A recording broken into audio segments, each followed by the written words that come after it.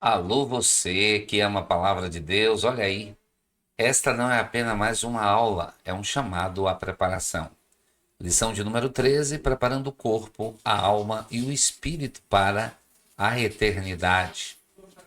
A Bíblia declara que a nossa pátria está nos céus e que aguardamos o Salvador. A pergunta não é se Jesus vai voltar, mas se estamos vivendo preparados. Fique comigo até o final, porque nós vamos mergulhar hoje acerca da necessidade de estarmos preparados e esperarmos o Senhor, tanto na nossa integralidade, que é o corpo, a alma e o espírito, para a eternidade. Glória a Deus.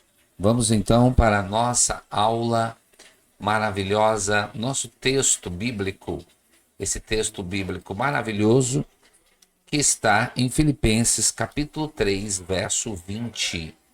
Filipenses capítulo 3, verso 20. Mas a nossa cidade está nos céus, donde também esperamos o Salvador, o Senhor Jesus Cristo.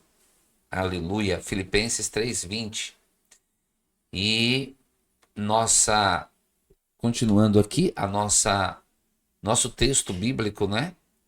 Mas na vinda de Jesus, nosso corpo abatido será transformado em um corpo glorioso. E como um ser integral, habitaremos para sempre com ele no céu.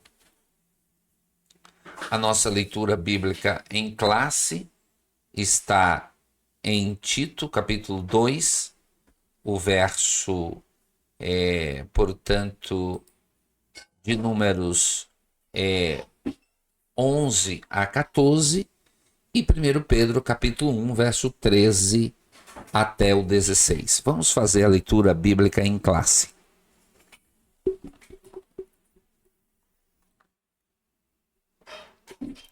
Nossa leitura bíblica em classe, portanto, é a última lição, né?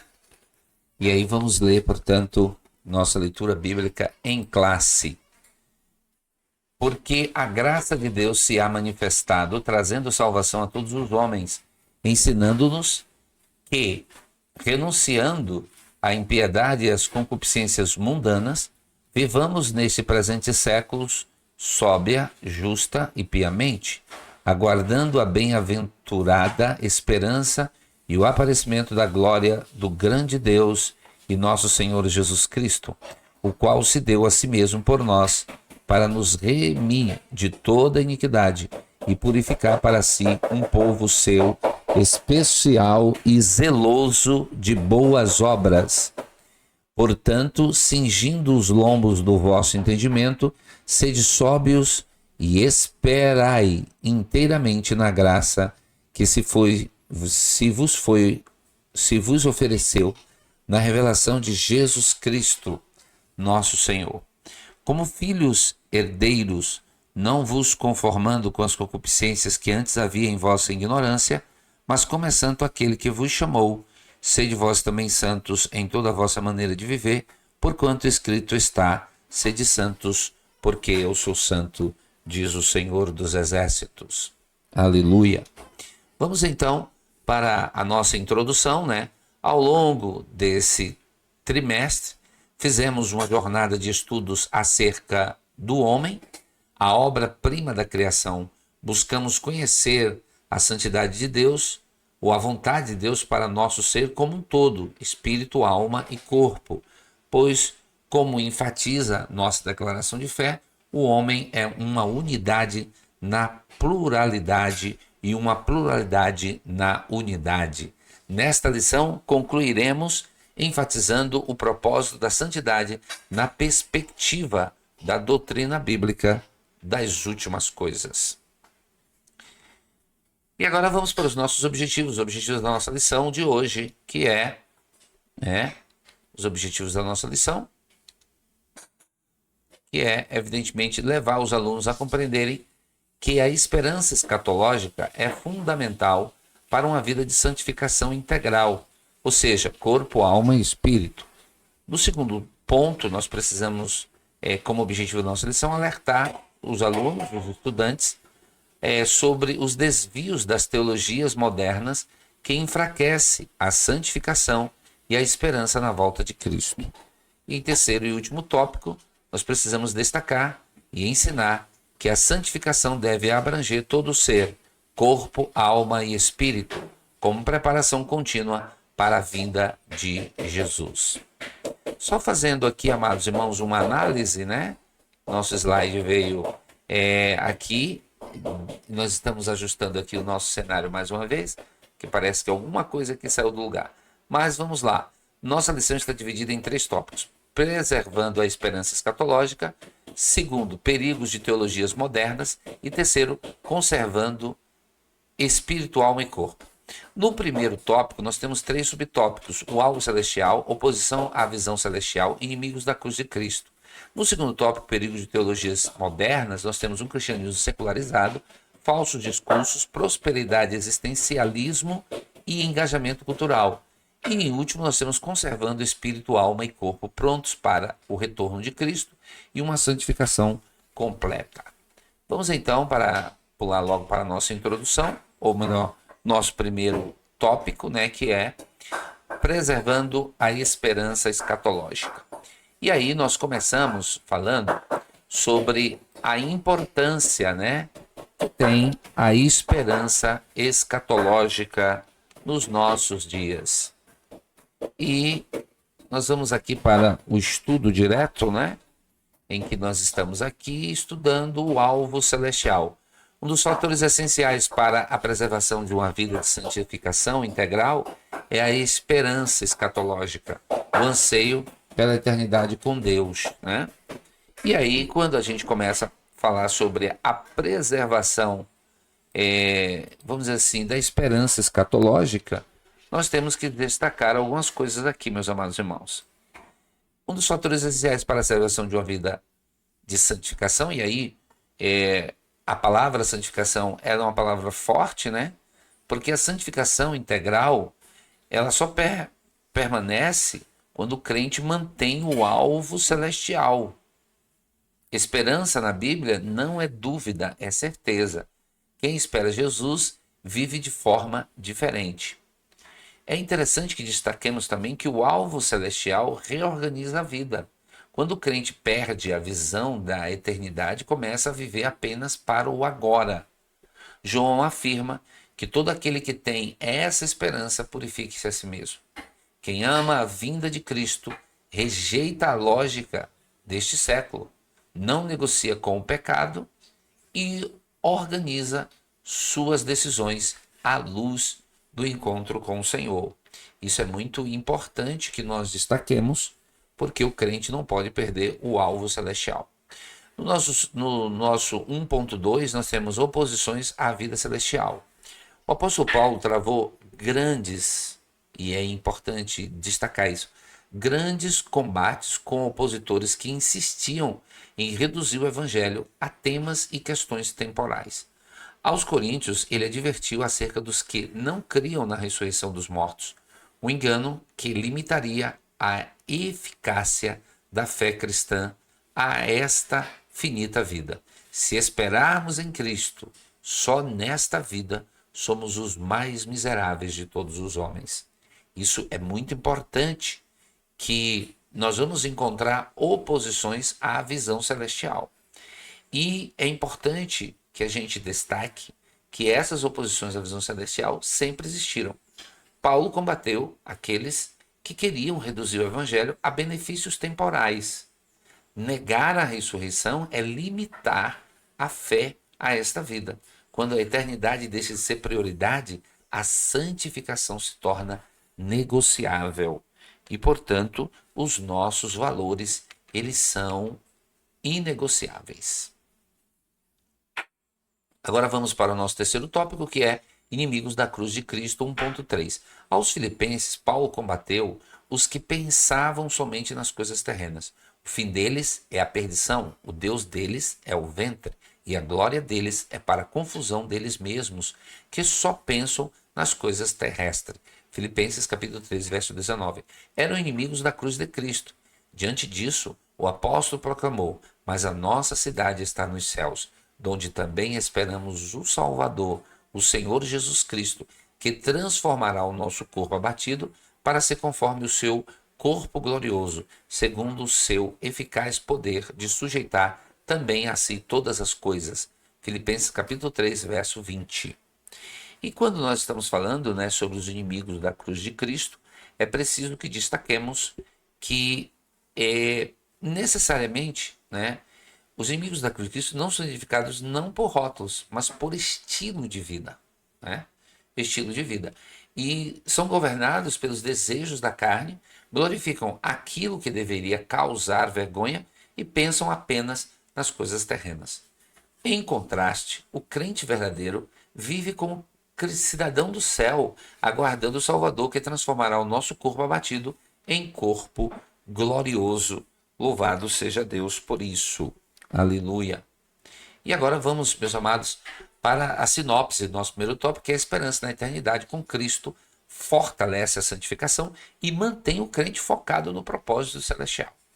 O nosso segundo tópico, né? O segundo tópico da nossa lição, perigos de teologias modernas. Perigo de teologias modernas. Estamos vivendo, sim, um período em que o cristianismo secularizado tem tomado grande volume em muitas das igrejas. Vivemos o perigo de um cristianismo secular. Cristianismo secular, e aqui entenda-se, eles reduzem a pautas, um cristianismo secular é aquele que é reduzido a pautas e militâncias ideológicas, sociais, políticas e econômicas, enfrentadas por expedientes meramente humanos. Assistem-se a essa difusão de uma teologia pública que não confronta o pecado, que confunde e empobrece o sentido de relevância da fé, enfraquecendo a missão da igreja.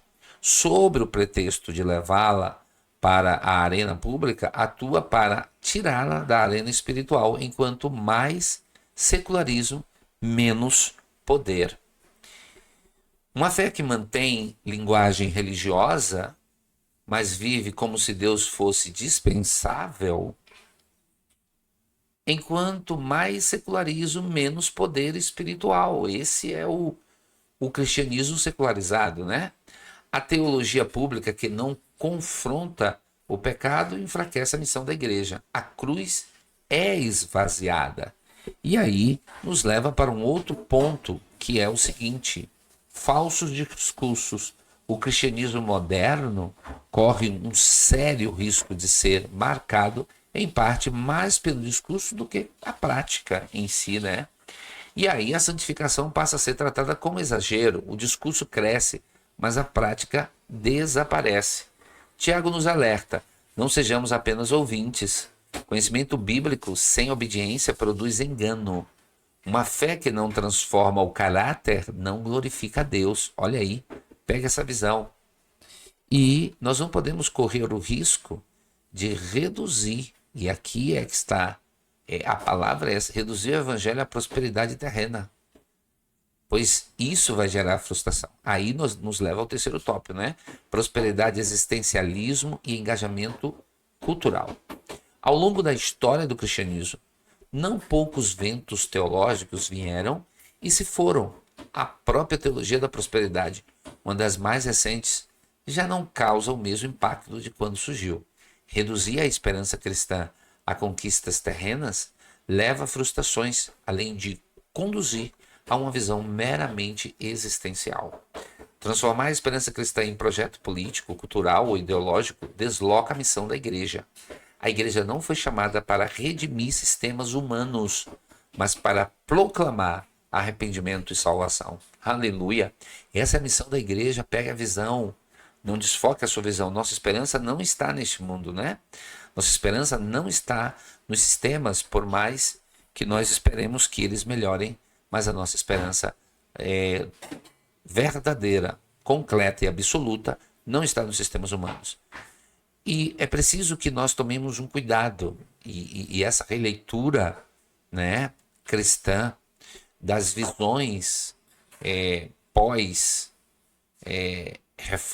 é preciso que nós estejamos bem atentos a fazer essa releitura. E nós temos que nos acautelar também da cosmovisão cristã inspirada na escatologia calvinista amilenista, que, descrendo no arrebatamento da igreja e em um milênio literal, enfatiza o engajamento político e cultural para a redenção dos sistemas humanos e não a proclamação do evangelho para a salvação dos pecadores.